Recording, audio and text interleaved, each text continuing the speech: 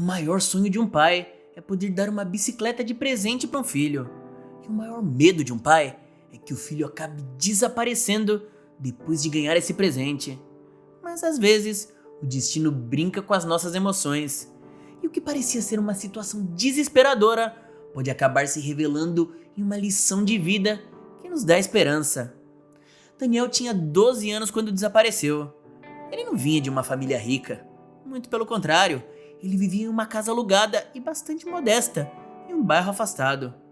Daniel ganhou de aniversário a sua primeira bicicleta e alguns dias depois, ele já tinha aprendido a andar nela muito bem. Como ele já era bastante responsável, seus pais deixaram que ele andasse sozinho pelas ruas do bairro, que eram bastante calmas e seguras, diferente das ruas do centro da cidade. Alguns meses depois de ter ganhado a bicicleta, Daniel começou a se aventurar por caminhos desconhecidos, indo cada vez mais longe e se arriscando por ruas mais movimentadas. Muito esperto, ele queria memorizar todas as ruas da cidade para se tornar um ótimo taxista como seu pai, Carlos. Certo dia, Daniel pedalava sua bicicleta por um bairro ainda desconhecido e, com uma expressão curiosa, seus olhos se fixaram em uma casa imponente, cercada por um ar de abandono e mistério. As janelas, todas fechadas, eram como portas para um passado sombrio. O portão de entrada parecia enferrujado, mas o cadeado era novo, fazendo Daniel se perguntar sobre quem moraria em um lugar como esse. Ele pensou: se eu acreditasse em bruxas, iria pensar que essa casa é uma mansão mal assombrada, mas deve estar apenas abandonada e invadida por alguém pobre e sem teto. Naquele dia, o sol estava muito forte e o calor estava cobrando o preço. Daniel estava com muita sede e, como a bicicleta dele não tinha um suporte para uma garrafa de água, ele teria que voltar para casa para se refrescar. Mas a sua casa estava muito longe e o pior, ficava no alto de um morro. Daniel, ainda parado na sombra da árvore em frente à casa misteriosa, percebeu que ali no jardim havia uma torneira pingando. Ele imediatamente pensou que isso era um bom sinal. Eu vou pular esse portão, o muro é baixo mesmo e não parece ter cão de guarda. Eu tomo um pouquinho de água e molho minha camiseta, assim eu volto para casa mais tranquilo. Ele desmontou de sua bicicleta e ainda hesitou por um momento, pensando no que poderia dar errado. Se eu deixar minha bicicleta aqui fora, alguém pode roubar.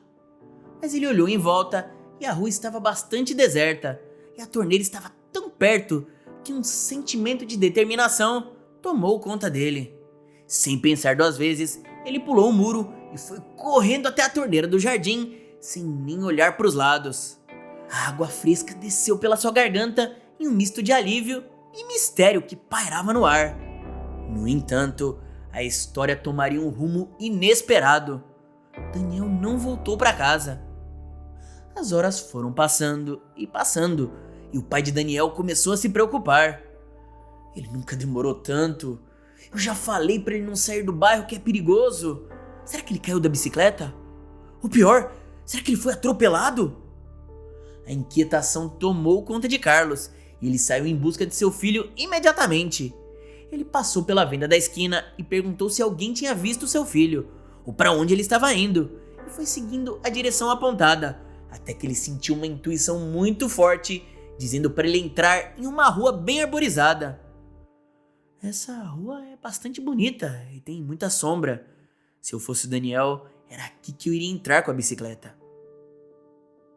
Em uma rua sem saída, e ao chegar no final dela, Carlos se deparou com a bicicleta abandonada diante daquela casa enigmática. Uma angústia tomou os pensamentos daquele homem, temendo pelo que poderia ter acontecido com o filho. Milhares de coisas passaram pela cabeça dele, e em um misto de agonia e esperança, ele começou a chamar pelo filho, mas apenas um silêncio profundo respondia o seu chamado. Nesse momento, Carlos percebeu as pegadas do outro lado do portão e viu que levavam até uma torneira. Determinado a encontrar seu único filho, ele resolveu pular o muro e procurar por Daniel. Ele entrou aqui para tomar água. Eu já falei para ele não fazer isso, que é perigoso. Aposto que o dono da casa deve ter chamado a polícia, pensando que ele era um invasor. Ele tocou a campainha, mas ninguém veio atender. Mais uma vez, a intuição de Carlos falou mais alto Ele resolveu fazer como filho e pular o muro da mansão. Ele se aproximou daquela casa imponente e percebeu que a porta estava aberta. O Daniel deve estar aqui. Se alguém fez alguma coisa de mal pro meu filho, vai se arrepender. Entretanto, ao atravessar a porta, uma visão inesperada o surpreendeu. Um homem idoso, cujo olhar revelava uma vida de sofrimento. Diante da surpresa do idoso, Carlos falou: "Me desculpe entrar assim. É que eu estou procurando meu filho. Ele não voltou para casa e a bicicleta dele está na frente da sua casa. Eu toquei a campainha, mas ninguém atendeu. Aí eu vim ver se meu filho não esteve por aqui." O velho senhor não parecia ameaçador e olhou para o pai de Daniel com ternura. Ele disse: "Eu compreendo a angústia que vejo nos seus olhos, nos olhos de um pai. Não precisa se preocupar, meu amigo. Você está no lugar certo e fez bem de vir procurar o seu filho. Eu também teria feito o mesmo se estivesse em sua posição. O menino está aqui, sim." Carlos ficou muito surpreso. "Meu filho está aqui? Ele está bem? O que aconteceu? Ele caiu da bicicleta e você cuidou dele, foi isso?" O idoso começou a falar com uma voz muito calma. "A verdade é que tudo isso está relacionado ao meu neto, Rafael." Carlos ficou confuso e curioso diante dessa revelação. O dono da mansão continuou sua história. Desculpe, eu nem me apresentei. Meu nome é Antônio. Rafael, meu neto, é uma alma que carrega uma sensibilidade profunda. Ele vê o mundo de uma maneira única, através dessas janelas. Essa casa é como uma prisão para o meu neto, mas também é um refúgio seguro para o Rafael. O meu neto tem uma doença muito rara. Seus ossos são como se fossem de vidro e o mundo lá fora é um perigo sem tamanho para ele. Por isso, meu neto nunca foi para a escola e ele nem tem amigos também, já que ele não pode brincar por aí como o seu Daniel." Carlos começou a compreender a situação e sentiu empatia por aquele menino que viu o mundo de uma forma tão única.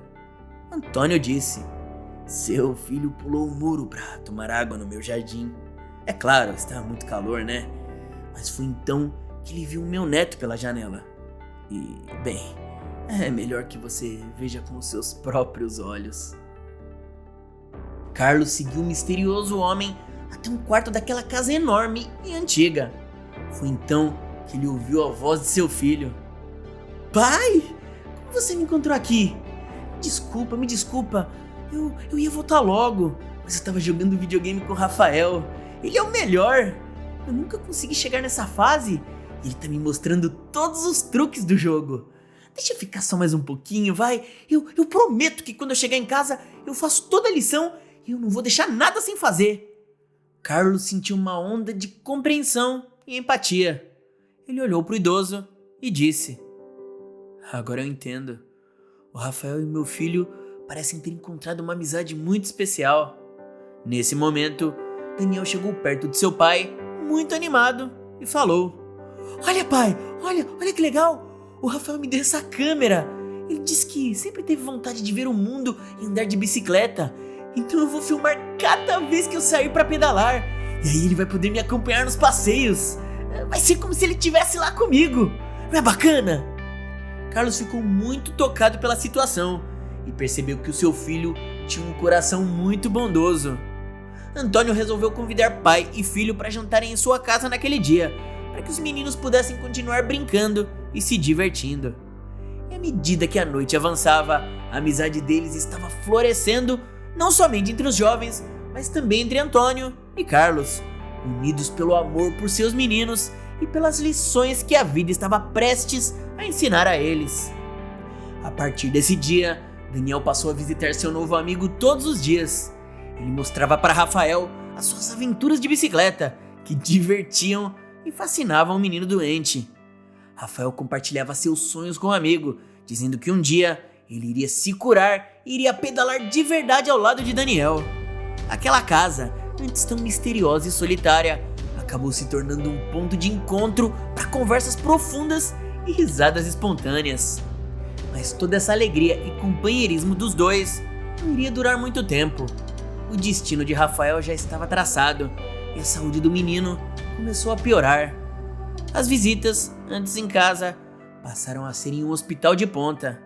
Daniel nunca desanimou e todos os dias levava suas aventuras do dia a dia para compartilhar com um amigo. Não desiste, Rafael. Logo logo você vai voltar para casa. Quem sabe eles não vão conseguir te curar dessa vez. Aí você vai andar de bicicleta comigo. Os dois se despediram de uma forma muito especial. Apesar de proibido por conta da fragilidade do menino, Rafael ganhou o primeiro abraço de sua vida. Daniel foi muito cuidadoso para não machucar o amigo e pela primeira vez os dois choraram, em uma emoção que nenhum deles sabia explicar muito bem. No dia seguinte, Daniel chegou no hospital de carro com seu pai, mas tudo parecia diferente. Os médicos pareciam abatidos e Daniel, muito atento, começou a perceber que tudo tinha mudado. Antônio encontrou com eles no corredor e chamou Daniel para uma conversa, e lágrimas encheram seus olhos enquanto ele compartilhava a dolorosa notícia. Daniel, meu amigo, você trouxe uma alegria que nenhuma outra coisa poderia proporcionar ao Rafael. Os momentos que vocês compartilharam foram os mais especiais da vida do meu neto. Acredite, você fez tudo valer a pena. Ontem mesmo ele me disse que tinha sonhado com você. Daniel sentiu uma mistura de emoções, desde tristeza pela partida de Rafael, até gratidão pela oportunidade de ter feito seu amigo feliz. Daniel falou: eu também sonhei com ele. Eu sonhei que a gente tinha realmente saído para andar de bicicleta e ele andava até mais rápido do que eu. Ele estava tão feliz, seu Antônio. Antônio começou a chorar e contou: foi exatamente o sonho que o meu neto teve. Essa foi a última coisa que ele me disse antes de partir. Ele estava tão feliz. Muito obrigado, Daniel. Deus te abençoe muito. Você é um anjo nessa terra. O Rafael desejava sentir um mundo além das janelas de casa. E você trouxe o mundo até ele de uma forma única e preciosa. No dia seguinte, Daniel e seu pai foram ao enterro de Rafael. Só estavam ali eles, Antônio e o coveiro. Antônio revelou que Rafael havia perdido os pais em um acidente quando ele tinha apenas 3 anos de idade. Desde então, Antônio cuidou dele como um filho, mas ele era o único que havia restado da família. Alguns dias depois, Carlos e Daniel voltaram ao cemitério para o sepultamento de Antônio, que parecia apenas ter esperado o neto partir para poder também descansar. Daniel perguntou ao pai: e agora? O que vai ser daquela casa, pai? Era tão bonita por dentro. Eu me diverti muito com o Rafael ali. Carlos explicou que como o idoso não tinha família, que provavelmente a casa iria ficar pro estado. Mas assim que eles chegaram em casa, uma carta misteriosa estava esperando por eles. A carta era de uma firma de advogados, com uma notícia muito surpreendente. Havia uma carta de Antônio, e Carlos leu em voz alta para o filho: uma vez que eu não tenho mais herdeiros, eu decidi destinar toda a minha fortuna à sua família, Daniel. Você trouxe alegria à vida do Rafael, e eu quero que a sua família seja abençoada por essa alegria. Daniel, em toda a sua inocência, perguntou: ele deixou o videogame do Rafael para mim, pai? Carlos disse: isso e muito mais, meu filho, e muito mais. Surpresa e gratidão tomaram conta do coração de Daniel e Carlos.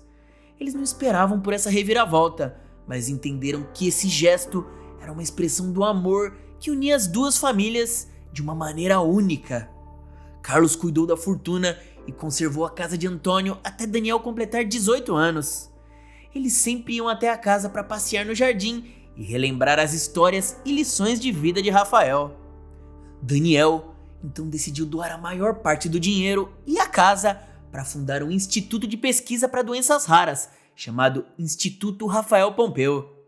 Na inauguração do instituto, Daniel emocionou o pai, dizendo em seu discurso: as maiores riquezas da vida estão nas amizades verdadeiras e nas memórias que compartilhamos.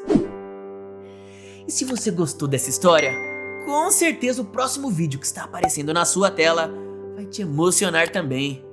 Não se esqueça de se inscrever no canal, deixar o seu gostei e ativar o sininho das notificações para não perder nenhum dos nossos próximos vídeos.